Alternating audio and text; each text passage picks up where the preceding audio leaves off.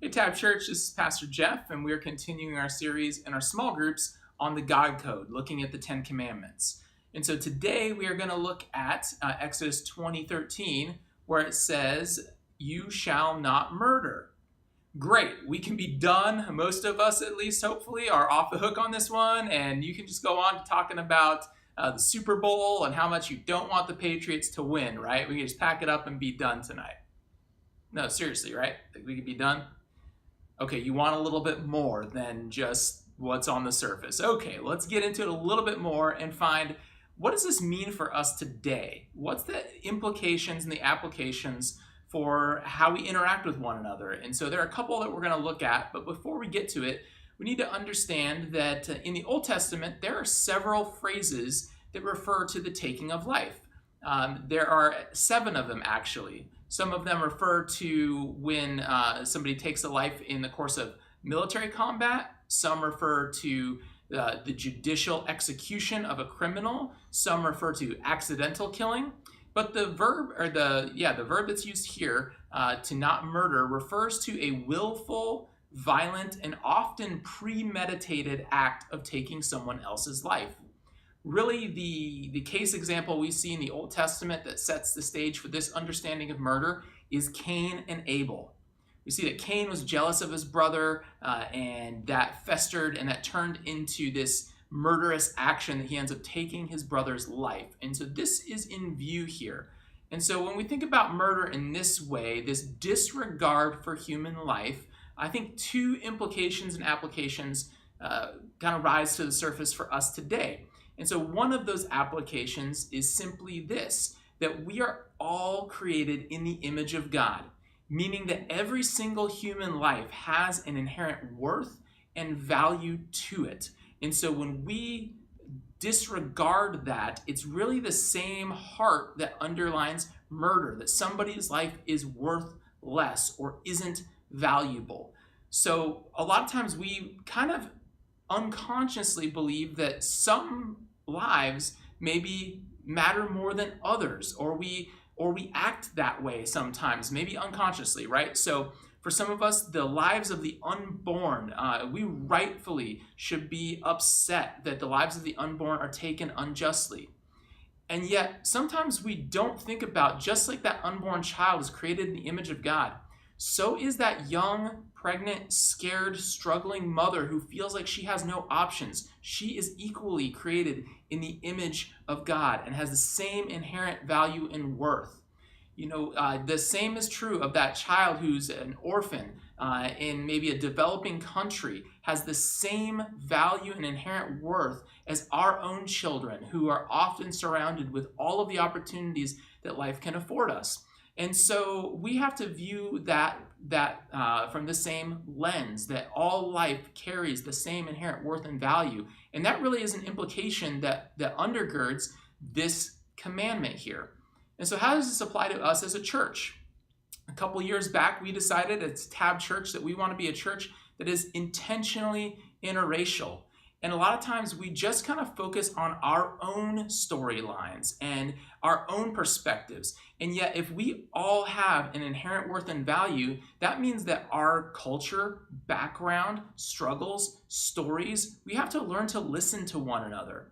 When's the last time that we sat down with somebody who is truly different than us and without an agenda wanted to understand them better? A lot of times, if we're honest, we're just more comfortable in being around people that are just like us, that confirm the things that we already believe.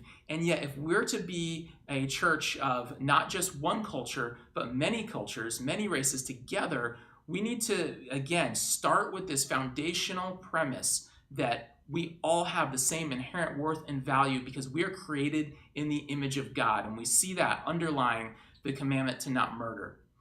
Another one that jumps out to me is really, Jesus talks about this, is that when we lash out in anger and hurt others, we are operating out of the same principle of murder. It might not seem like it. That might seem very extreme to you, but let's look at what Jesus says in Matthew 5.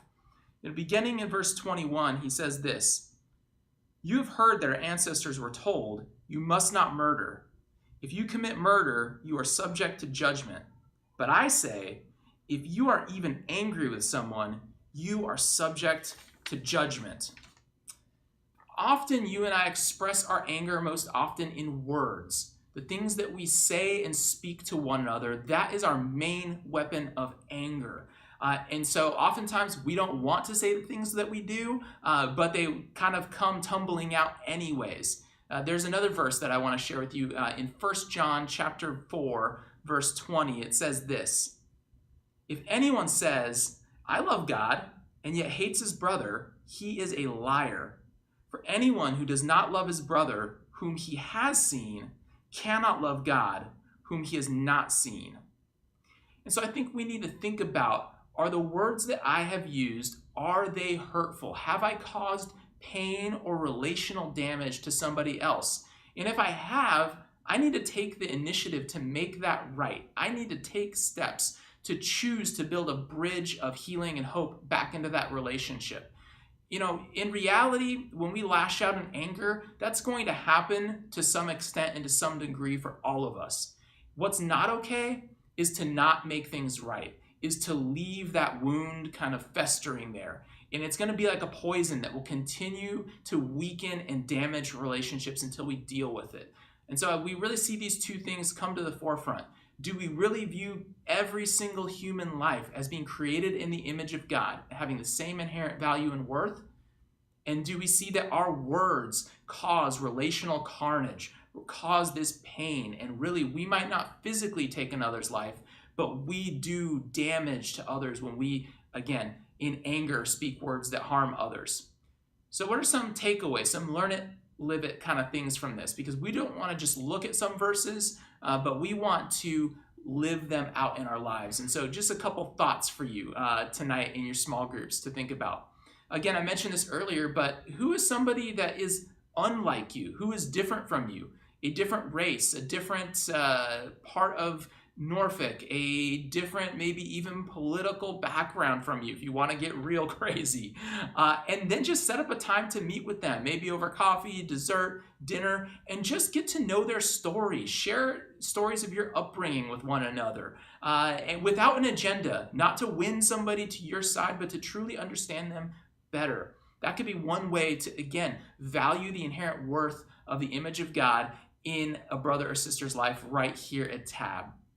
Another step that you can take is really to take inventory of how you've used your words over this past week. Were there words that you spoke out of anger that you need to go to that person and apologize for and ask for their forgiveness? It might seem trivial. It might not seem like there's a lot there that can come from that, but there is a lot of power that can happen, a lot of healing when we take the initiative to go and make right the damage that we've done when we speak out of anger. There's another verse that says this, where Jesus says, "Therefore, if you are offering your gift at the altar and there remember that your brother has something against you, leave your gift there in front of that altar. First, go and be reconciled to your brother, then come and offer your gift."